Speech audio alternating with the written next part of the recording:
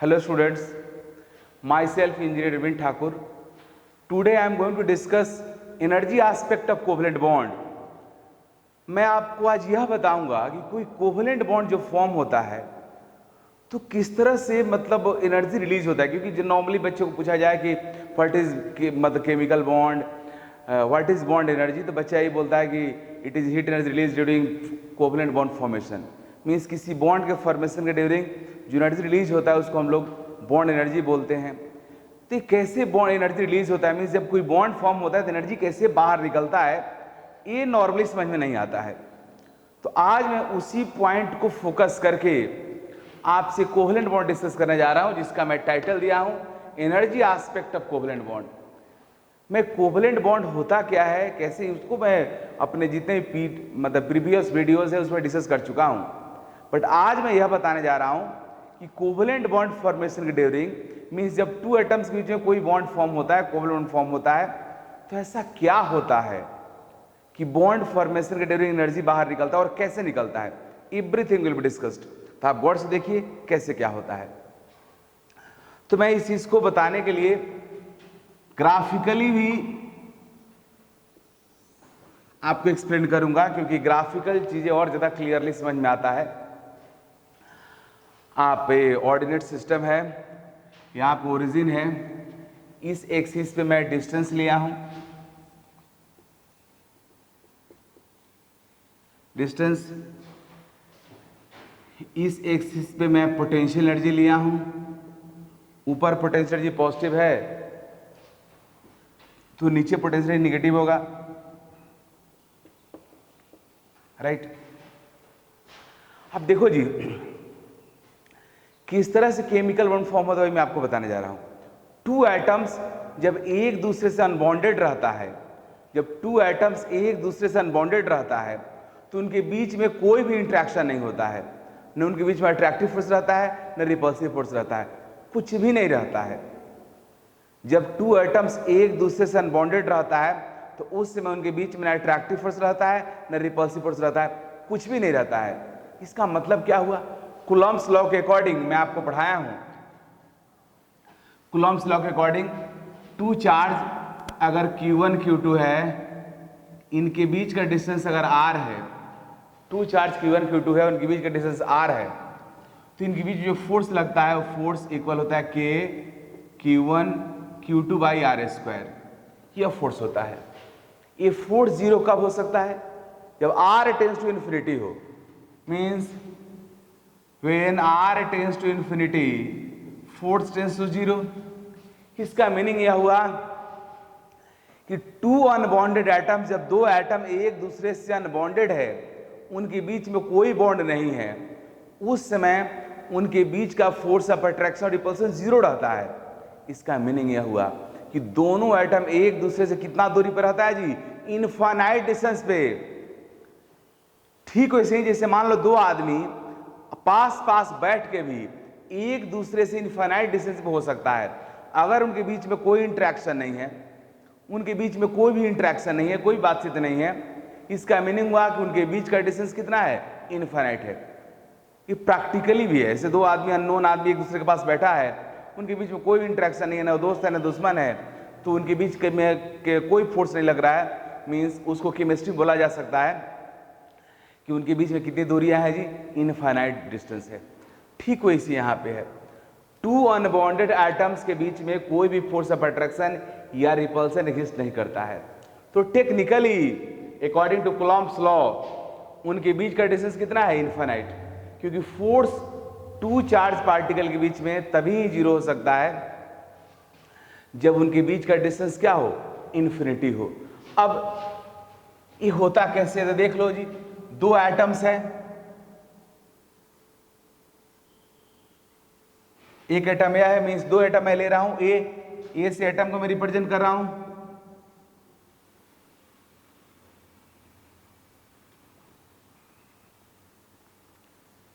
Atom A, दोनों atom हैं, दोनों के बीच में कोई इंटरेक्शन नहीं है, दोनों भी एटॉमिक फॉर्म में है, तो इनके बीच का फोर्स ऑफ अट्रैक्शन रिपल्सन क्या है, जीरो। तो टेक्निकली इनके बीच का डिस्टेंस कितना है जी? इनफाइनाइट। मीन्स दो एटम एक दूसरे से इनफाइनाइट डिस्टेंस पे है, दो एटम एक दूसरे से इनफाइनाइट डिस्टेंस पे है, क्योंकि अभी इनके बीच में कोई फोर्स ऑफ अट्रैक्शन रिपल्सन नहीं है। मीन्स अनबॉन्डेड एटम के बारे में बोल सकते हो कि अनबॉन्डेड एटम्स के बीच का डिस्टेंस कितना रहता है जी? इन्फिनिटी रहता है। अब होता क्या है, जैसे ही दोनों एटम स्लाइटली कम क्लोजर आएगा, जैसे ही two atoms slightly come closer आएगा, मींस जैसे ही उनके बीच का डिस्टेंस इन्फिनिटी से थोड़ा कम होगा, कूलम्ब्स के अकॉर्डिंग उनके बीच में फोर्स लगना शुरू हो जाएगा। वो फोर्स अट्रैक्टिव भी हो सकता है और रिपल्सिव भी हो सकता है। उसी फोर्स को मैं रिप्रेजेंट कर रहा हूं, गौर से देखिएगा। यह एटम ए है, ये इसका न्यूक्लियस, किसी भी एटम के पास न्यूक्लियस और इलेक्ट्रॉन क्लाउड होता है और ये उसका इलेक्ट्रॉन। फिर दूसरा एटम, ये उसका न्यूक्लियस, ये उसका इलेक्ट्रॉन। मींस जैसे ही two atom slightly come closer होगा, इन्फिनिटी से जैसे उनके बीच थोड़ा सा कम डिस्टेंस होगा, वैसे उनके बीच में forces are started to operate. चार फोर्स उनके बीच में लगना शुरू हो जाएगा। वो क्या क्या होगा जी? एक repulsive force, electronic repulsive force, या रिपल्सिव डायरेक्ट में लिख रहा हूं, इलेक्ट्रॉन के बीच रिपल्सिव फोर्स एक्ट होगा। दोनों के न्यूक्लियस के बीच में रिपल्सिव फोर्स एक्ट होगा। एक का न्यूक्लियस दूसरे के इलेक्ट्रॉन को अट्रैक्ट करेगा, दूसरे का न्यूक्लियस पहले के इलेक्ट्रॉन को अट्रैक्ट करेगा। इस तरीका से इफ ए से मैं रिप्रेजेंट कर रहा हूं अट्रैक्टिव फोर्स,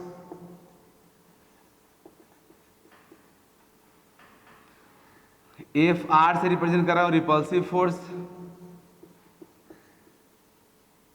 राइट। मींस जैसे ही two atom slightly come closer होगा, उनके बीच में four forces started to operate. Means चार फोर्स लगना शुरू हो जाएगा, दो रिपल्सिव, दो अट्रैक्टिव। एक एटम का इलेक्ट्रॉन दूसरे के इलेक्ट्रॉन को रिपेल करेगा, एक का न्यूक्लियस दूसरे के न्यूक्लियस को रिपेल करेगा, इसका न्यूक्लियस इसके इलेक्ट्रॉन को अट्रैक्ट करेगा और इसका न्यूक्लियस इसके इलेक्ट्रॉन को अट्रैक्ट करेगा। मींस फोर फोर्सेस लगना शुरू हो जाता है। But net attractive force is slightly greater than repulsive force. But net attractive force repulsive force slightly greater होता है। अब नेट अट्रैक्टिव फोर्स अगर ग्रेटर हो गया तो डेफिनेटली एटम एक दूसरे क्या होगा? करीब आएगा, करीब आना शुरू हो जाएगा। अब जैसे ही एटम एक दूसरे करीब आना शुरू होता है, उनके बीच में अट्रैक्टिव फोर्स बढ़ने लगता है। सेम सिचुएशन रियल लाइफ में भी होता है। अब देखो जी, यहां पे क्लास में फर्स्ट डे क्लास का है, सब अलग अलग जगह से बच्चे आते हैं, स्टूडेंट्स आते हैं, सब एक दूसरे से अननोन रहते हैं, कोई किसी को नहीं जानता है। मान लो एक ही बेंच पे दो बच्चा बैठा हुआ है, दोनों अलग अलग जगह का, अलग अलग स्कूल्स का है, उनके बीच में कोई भी अट्रैक्शन रिपल्सन नहीं है। मीन्स दोनों दोस्त है ना दुश्मन है, कुछ भी नहीं है, तो उनके बीच का force of attraction repulsion zero है। मीन्स दोनों एक दूसरे से कितना डिस्टेंस पे है जी? इनफाइनाइट डिस्टेंस पे है, उनके बीच में कोई भी बॉन्ड नहीं है। अब क्लास पहला फर्स्ट क्लास है, अब इसमें मान लो कि एक लड़का बैठे, उसको लगा नहीं वो मेरा फ्रेंड हो सकता है, मतलब उसको अच्छा लगा। अब ये अच्छा लगा, इसका एक्सप्लेनेशन कोई नहीं बता सकता है कि किसको कौन अच्छा लगेगा और क्यों, क्योंकि ये नेचुरल फिनोमेना है, इसका कोई आंसर नहीं है। सेम यहां भी है, दो एटम जैसे ही स्लाइटली कम क्लोजर होगा, उनके बीच में नेट अट्रैक्टिव फोर्स लगना शुरू हो जाता है। उसी तरह से यहां भी है। अब एक लड़का को लगा कि वो मेरा फ्रेंड हो सकता है, उसको अच्छा लगा, अब किसको लगा पता नहीं, तो अगले दिन वो क्या करेगा जी? नेक्स्ट डे उसके आके पास बैठेगा। पास बैठने का मीनिंग क्या हुआ? उनके बीच का क्लोजनेस और बढ़ गया, मीन्स उनमें थोड़ा और इंटरेक्शन शुरू हो गया, मीन्स उनके बीच में अट्रैक्टिव फोर्स आना शुरू हो गया। अब यहां पे केमिस्ट्री की दुनिया में जैसे जैसे एटम एक दूसरे के करीब आएगा, उनके बीच का अट्रैक्टिव फोर्स बढ़ता जाएगा, और जैसे जैसे अट्रैक्टिव फोर्स बढ़ेगा वैसे वैसे पोटेंशियल एनर्जी घटेगा। क्योंकि मैं आपको बताया हूं, मैं आपको सिखाया हूं कि टू चार्ज पार्टिकल के बीच में अगर अट्रैक्टिव फोर्स है, इसका मीनिंग हुआ कि दोनों का साइन क्या है? अपोजिट है। एक चार्ज पॉजिटिव है, दूसरे चार्ज क्या होगा? निगेटिव होगा। तो अपोजिट चार्ज वाले पार्टिकल के बीच में अट्रैक्टिव फोर्स लगता है और अपोजिट चार्ज वाले पार्टिकल का पोटेंशियल एनर्जी निगेटिव होता है। देख लीजिए Q1 पोटेंशियल एनर्जी क्या होता है, दो चार्ज पार्टिकल Q1 Q2 इनके बीच का पोटेंशियल एनर्जी क्या होता है, electrical potential energy is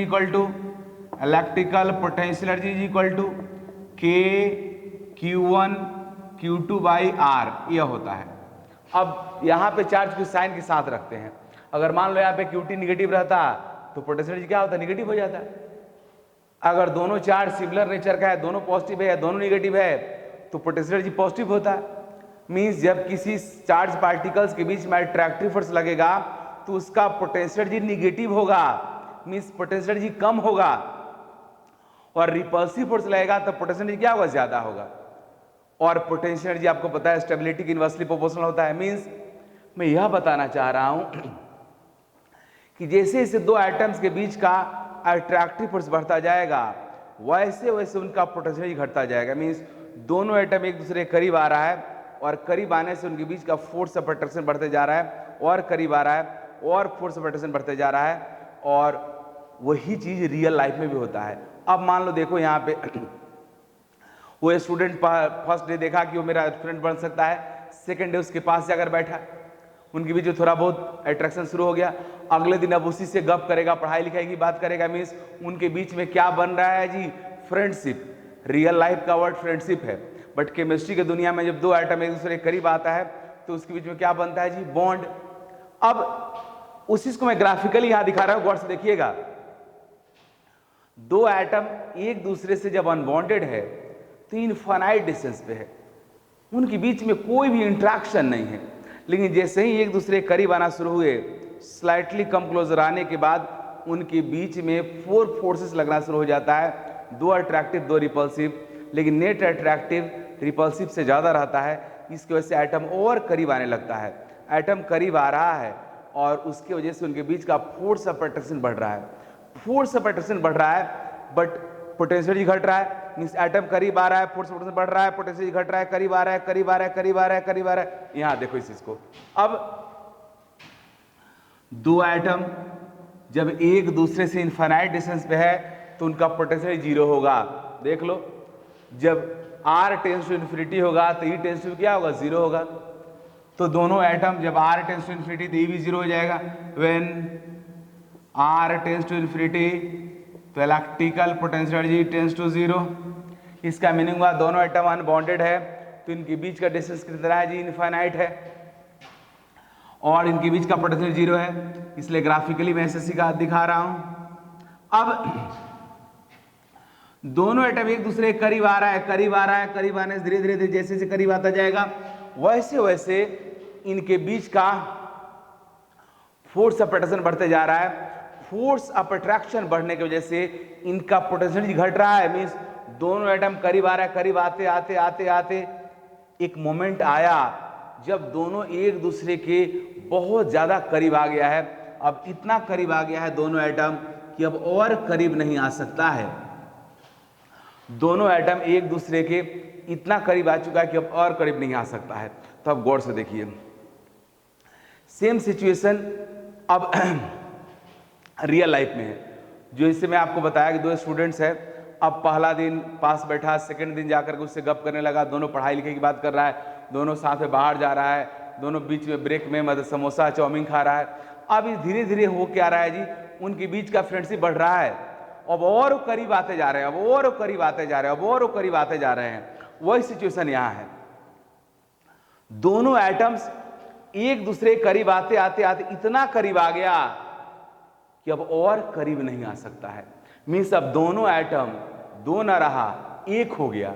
means दोनों एटम अब दो न रहा, एक हो गया, और ये एटम नहीं रहा, अब क्या बन गया जी, मोलेकुल बन गया, मोलेकुल हो गया। अब इस समय दोनों ही एटम के बीच का फोर्स ऑफ अट्रैक्शन मैक्सिमम है, तो बोलते हैं कि इनके बीच में क्या हो गया जी, कोवेलेंट बॉन्ड फॉर्म हो गया, इनके बीच में बॉन्ड फॉर्म हो गया। अब ये दो अलग अलग नहीं है, अब एक हो चुके हैं। यही रियल लाइफ में भी होता है। दो स्टूडेंट्स अननोन रहते हैं एक दूसरे से फिर फर्स्ट क्लास में, और धीरे धीरे उनके बीच में फ्रेंडशिप बढ़ने लगता है। बढ़ते बढ़ते एक समय ऐसा आता है जब वो इतने करीब हो जाते हैं कि वो दोनों दो नहीं रहते हैं। दो जिस्म एक जान बन जाते हैं, ऐसा कहा जाता है ना कि दो अलग अलग आदमी है लेकिन दिल उसका एक हो गया है। तो उसी समय कहा जाता है कि उनके बीच में एक्चुअल फ्रेंडशिप आ गया, जो केमिस्ट्री की दुनिया में उसका नाम क्या है, केमिकल बॉन्ड, और रियल लाइफ में उसका नाम क्या है जी, फ्रेंडशिप है। ये चीज है। अब होता क्या है, इस समय दोनों एटम्स, अब एटम नहीं रहा, दोनों एक दूसरे करीब आकर के अब पूरा एक यूनिट बन चुका है, और उस यूनिट को हम मॉलिक्यूल बोलते हैं। अब इसकी और मीन्स अब और चाहो कि और दोनों एटम एक दूसरे करीब आ जाए तो संभव नहीं है। अब होता क्या है कि अगर मान लो कोई और इसको दोनों एटम को कंप्रेस करके एक दूसरे करीब लाए तो देखो ग्राफ कैसे होगा।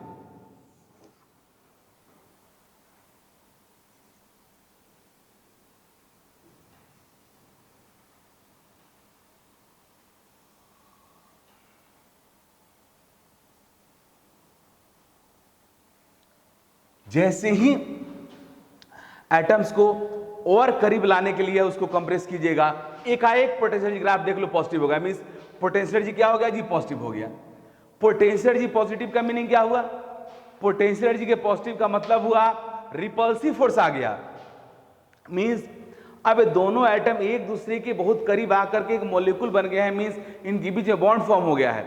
अब और दोनों इन दोनों एटम्स को और करीब लाओगे तो इनके बीच में अट्रैक्टिव फोर्स के बदले क्या आ जाएगा, रिपल्सिव फोर्स।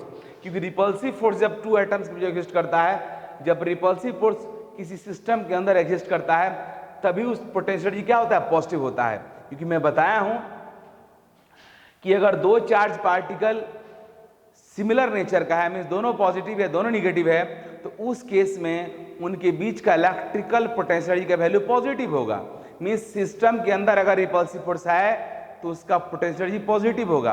तो यही ग्राफ बता रहा है कि जब एटम्स एक दूसरे के बहुत करीब आ जाता है उस समय उनके बीच का रिपल्सिव फोर्स मैक्सिमम, उस समय उनके बीच का अट्रैक्टिव फोर्स मैक्सिमम होता है। उस समय दोनों एटम एक बन जाता है और उस समय बोलता है कि मॉलिक्यूल बन गया। उस समय उनके बीच का अट्रैक्टिव फोर्स मैक्सिमम होने की वजह से उस समय उनके बीच का जो पोटेंशियल एनर्जी होता है वो मिनिमम होता है, मिनिमम पोटेंशियल एनर्जी।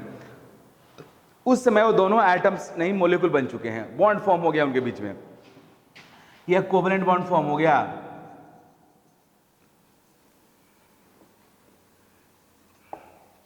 लेकिन अब उन दोनों एटम को और करीब लाने के लिए कंप्रेस करोगे तो उनके बीच का रिपल्सिव फोर्स डोमिनेंट होने लगेगा। और देख लो ग्राफ यही बता रहा है, मींस पोटेंशियल एनर्जी का निगेटिव वैल्यू कम हो रहा है, मींस पोटेंशियल एनर्जी का वैल्यू घट रहा है, मींस उसका पोटेंशियल एनर्जी का वैल्यू बढ़ रहा है, और बढ़ते बढ़ते यहाँ पे जीरो हुआ और इसके आगे क्या आ गया, पॉजिटिव हो गया। मींस मैं यह बताना चाह रहा हूँ कि जब टू एटम्स एक दूसरे से बॉन्ड फॉर्म करके मॉलिक्यूल बन जाता है, उसके बाद उनको और करीब लाना चाहोगे और उनको कंप्रेस करोगे तो उनके बीच में अट्रैक्टिव फोर्स के बदले रिपल्सिव फोर्स आ जाएगा और केमिकल बॉन्ड खत्म हो जाएगा। ठीक वैसे जैसे रियल लाइफ में होता है। देखो जी, रियल लाइफ में जैसे मैं आपको बताया तो टू स्टूडेंट्स एक दूसरे के करीब आया, पास बैठा, फिर उनके बीच में फ्रेंडशिप डेवलप हो गया। अब हर रिलेशन का एक मर्यादा होता है, अगर उसको तोड़ दोगे तो खत्म हो जाएगा। जैसे मैं यहां पे केमिस्ट्री में दिखाया कि टू एटम्स जब एक दूसरे के काफी करीब आ चुका है, इतना करीब आ चुका है कि उनके बीच का अट्रैक्टिव फोर्स मैक्सिमम हो गया है और दोनों एटम अपने आप को खत्म करेंगे कि मॉलिक्यूल में कन्वर्ट हो चुके हैं। उसके बाद अगर उनको करीब लाना चाहोगे तो वो बॉन्ड खत्म हो जाएगा और मॉलिक्यूल खत्म हो जाएगा, उनके बीच में रिपल्सिव फोर्स आ जाएगा। सेम रियल लाइफ में भी होता है। आपका फ्रेंडशिप कब खत्म हो जाएगा, मान लो कोई आपका बहुत अच्छा गहरा दोस्त है, फास्ट फ्रेंड है, अब उसके इंटरनल अफेयर में भी अगर आप घुसना शुरू कर दोगे तब उसको प्रॉब्लम हो जाएगा, क्योंकि हर आदमी का अपना अपना कुछ पर्सनल होता है आपका फ्रेंड होने के बावजूद। अब तुम मुझसे कुछ, अरे तुम मुझसे बात क्यों किया, तुम उसके साथ क्यों घूमने गया, कल रात में तुम कहाँ था, जब ये सब क्वेश्चन तुम पूछेगा तो बोलो उधर, और उस समय ही दोस्ती खत्म हो जाएगा। तो वही बात यहाँ भी है, एक मिनिमम जो यहाँ पे जब मॉलिक्यूल फॉर्म हो चुका है उसके बाद भी अगर एटम्स को और करीब लाना चाहोगे तो इनके बीच में जो बॉन्ड फॉर्म हुआ वो ब्रेक हो जाएगा और सिस्टम के अंदर पोटेंशियल एनर्जी का वैल्यू पॉजिटिव हो जाएगा। मींस इनके बीच में फिर से क्या आ जाएगा, रिपल्सिव फोर्स आ जाएगा और फिर से एटम एक दूसरे से अलग हो जाएगा। और यही इस बात को बता रहा है कि एटम्स का मॉलिक्यूल में जो कन्वर्सन होता है, एटम्स जब करीब आकर एक दूसरे के केमिकल बॉन्ड फॉर्म करता है तो उस समय दोनों एटम्स के बीच का जो फोर्स ऑफ अट्रैक्शन होता है वो मैक्सिमम होता है और पोटेंशियल एनर्जी उसका मिनिमम होता है। अब एक और बात यहां मैं बताना चाहूंगा और वो होता है बॉन्ड एनर्जी। बॉन्ड एनर्जी का डेफिनेशन होता है बॉन्ड एनर्जी।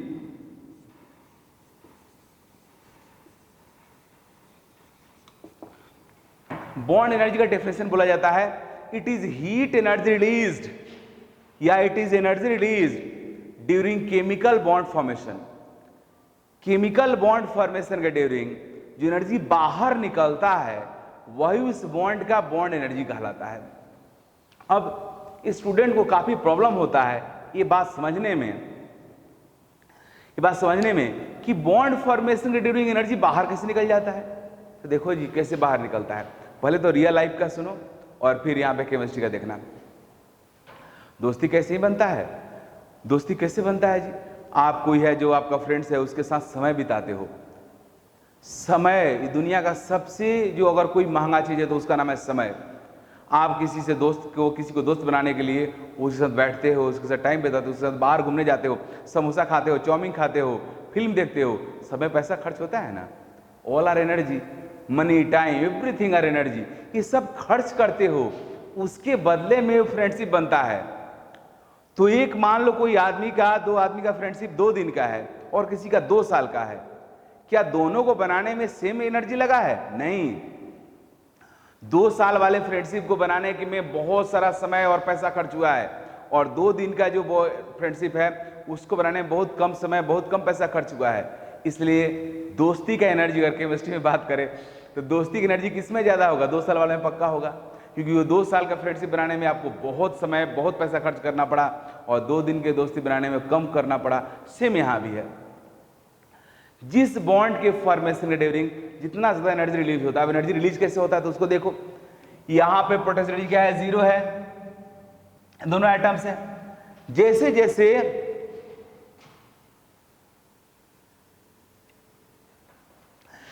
जैसे आपका एटम्स एक दूसरे के करीब आने लगता है वैसे वैसे उनके बीच का फोर्स ऑफ अट्रैक्शन बढ़ रहा है। फोर्स ऑफ अट्रैक्शन बढ़ने का मीनिंग हुआ पोटेंशियल एनर्जी घट रहा है, फोर्स ऑफ अट्रैक्शन बढ़ रहा है, पोटेंशियल एनर्जी घट रहा है, फोर्स ऑफ अट्रैक्शन बढ़ रहा है, पोटेंशियल एनर्जी घट रहा है। एक समय आया जब उनके बीच का फोर्स ऑफ अट्रैक्शन मैक्सिमम हो गया तो उनका पोटेंशियल एनर्जी क्या हो गया? मिनिमम हो गया। तो जो पोटेंशियल एनर्जी में डिक्रीमेंट हुआ, बॉन्ड फॉर्म होने से पहले पोटेंशियल एनर्जी अप्रोचेस टू 0 था। बॉन्ड फॉर्म होने के बाद पोटेंशियल एनर्जी का वैल्यू यहां पे आ गया। तो जो पोटेंशियल एनर्जी में डिक्रीमेंट हुआ this is called bond energy. जो पोटेंशियल एनर्जी में डिक्रीमेंट हुआ वही क्या कहलाता है? Bond energy. उतना ही एनर्जी क्या होगा जी? बाहर निकला। तो ये तरीका है जिससे मैं बताया कि बॉन्ड फॉर्मेशन के ड्यूरिंग एनर्जी कैसे रिलीज होता है। तो रियल लाइफ को भी मैं कंपेयर कराया और केमिस्ट्री को भी। अब यहां पे देखिए, ये जो आपके एटम्स एक दूसरे से कनेक्ट होकर मॉलिक्यूल बन गए हैं, अब इस मॉलिक्यूल का पोटेंशियल एनर्जी जितना ही कम होगा, पोटेंशियल एनर्जी कम होने का मीनिंग होगा और पॉइंट नीचे आएगा, ये जितना नीचे आएगा बॉन्ड एनर्जी उतना ही क्या होगा? बढ़ता जाएगा। इसका मीनिंग यह हुआ कि आपका बॉन्ड एनर्जी पोटेंशियल एनर्जी क्या होगा जी? इनवर्सली प्रोपोर्शनल होगा, राइट। जितना ज्यादा जितना ही कम पोटेंशियल एनर्जी का वैल्यू होगा, पोटेंशियल एनर्जी जितना ज्यादा निगेटिव होगा, आपके बॉन्ड एनर्जी का वैल्यू उतना ज्यादा होगा। That's why I use bond energy is inversely proportional to potential energy of a molecule. अब अगला पॉइंट, आपको दिख रहा है कि 2 एटम्स ए है, इनके बीच में बॉन्ड है। बॉन्ड को दिखाने के लिए मैं इस तरह से डंडा टाइप दिखाते हैं, जैसे कैसे मैं दिखा रहा हूं, ए और ए के बीच। ये कोई डंडा उंडा होता नहीं है, बॉन्ड कोई डंडा नहीं है। क्या 2 आदमी एक दूसरे का दोस्त, उनके बीच में कुछ दिखता है फिजिकल चेंज? ऐसा कुछ भी नहीं है। ये तो फ्रेंडशिप इमोशनल है, इलेक्ट्रोमैग्नेटिक वेव्स है, वो यहां भी है। ये बॉन्ड उंड कुछ नहीं है, ये कोई डंडा कुछ नहीं होता है। लेकिन सिंबलाइज करने के लिए कि सामने वाले को पता चले कि ये दोनों एटम्स अलग अलग नहीं हैं, अब एक हो चुके हैं। हम लोग इस तरह से एक डैश का इस्तेमाल करते हैं, और इसी डैश को हम लोग क्या बोलते हैं बाबू? इस डैश का नाम है बॉन्ड लेंथ। इसका नाम है बॉन्ड लेंथ, इसका नाम है बॉन्ड लेंथ। जब टू एटम्स एक दूसरे से केमिकल बॉन्ड फॉर्म किया रहता है तो उनके बीच में उनको बॉन्ड को रिप्रेजेंट करने के लिए हम लोग डैश का रिप्रेजेंट यूज करते हैं, डैश से रिप्रेजेंट करते हैं। वो कोई डंडा होता नहीं है, फिजिकल कुछ नहीं होता है, वो केवल अंडरस्टैंड करने के लिए रहता है, और उसी डंडा से हम लोग बॉन्ड लेंथ को रिप्रेजेंट करते हैं। अब बॉन्ड लेंथ टर्म आ गया, बॉन्ड लेंथ का डेफिनेशन क्या होगा? तो बॉन्ड लेंथ का डेफिनेशन होता है it is distance between, it is internuclear distance between two bonded atoms. दो एटम्स जब एक दूसरे से कोवलेंट बॉन्ड फॉर्म कर लिया है, उस समय दोनों के बीच के जो डिस्टेंस होता है वही उसका बॉन्ड लेंथ कहलाता है।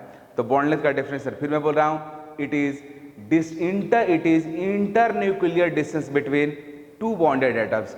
टू बॉन्डेड एटम्स के बीच के डिस्टेंस को हम लोग बोलते हैं बॉन्ड लेंथ बोलते हैं। ये जो बॉन्ड लेंथ होता है वो डिपेंड करता है साइज ऑफ बॉन्डेड एटम्स पे। एटम का साइज जितना बड़ा होगा, जिसके बीच में बॉन्ड फॉर्म हुआ है उसका साइज जितना बड़ा होगा, बॉन्ड लेंथ उतना ही बड़ा होगा। मींस मैं यहां पर लिख सकता हूं bond length is directly proportional to size of atom, size of atoms, जो एटम बॉन्डेड है। अब बॉन्ड लेंथ हो गया, बॉन्ड एनर्जी हो गया। बॉन्ड एनर्जी का definition it is heat energy release during bond formation. किसी कोवलेंट बॉन्ड के फॉर्मेशन के ड्यूरिंग एनर्जी बाहर निकलता है उसको हम लोग बॉन्ड एनर्जी बोलते हैं। अब एनर्जी बाहर क्यों निकलता है उसका भी मैं आंसर दे दिया, क्योंकि जैसे जैसे एटम एक दूसरे बॉन्ड फॉर्म करता है उनका बीच का फोर्स ऑफ अट्रैक्शन बढ़ता है और पोटेंशियल एनर्जी घटता है। वही पोटेंशियल एनर्जी जो डिक्रीमेंट होता है that is called bond energy. जितना एनर्जी पोटेंशियल एनर्जी में जो कमी होता है उतना ही एनर्जी बाहर निकलता है, और इसी वजह से उसको हम लोग बॉन्ड एनर्जी बोलते हैं। अब एक न्यू टर्म आता है bond dissociation energy. Bond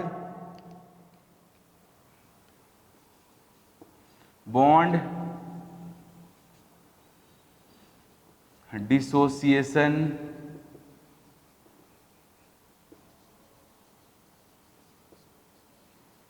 BDE।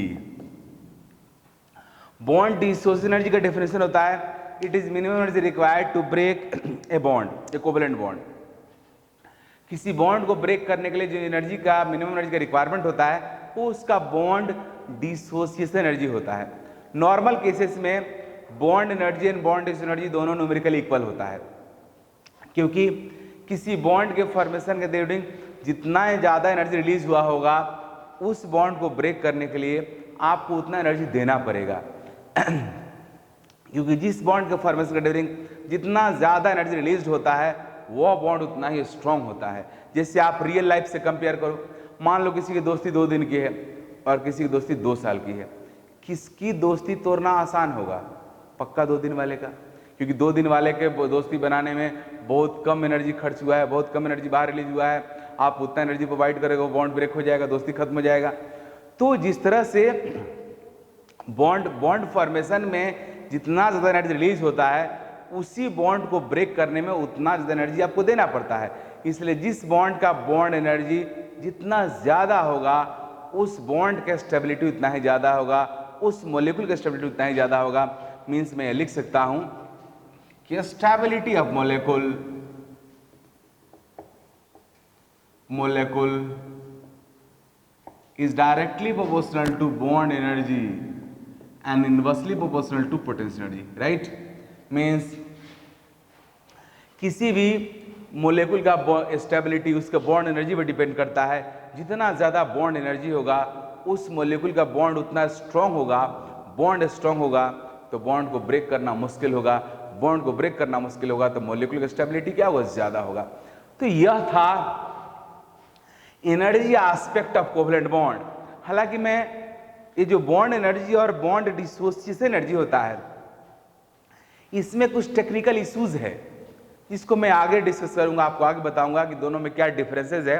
लेकिन अभी आपके लिए मोटा मोटी तौर पे तो bond energy, bond distribution energy दोनों एक ही है। बॉन्ड एनर्जी वह होता है जो बॉन्ड फॉर्मेशन के ड्यूरिंग बाहर निकलता है, और बॉन्ड डिसोसिएशन एनर्जी वह है जो किसी बॉन्ड को ब्रेक करने के लिए एनर्जी का रिक्वायरमेंट होता है। तो आपके लिए मोटा मोटी तौर पे दोनों का न्यूमेरिकल वैल्यू सेम है, बट एक्चुअल में थोड़ा डिफरेंस है इनमें, जिसको मैं आगे आपसे डिस्कस करूंगा। तो this is the exact representation of energy aspect of covalent bond formation.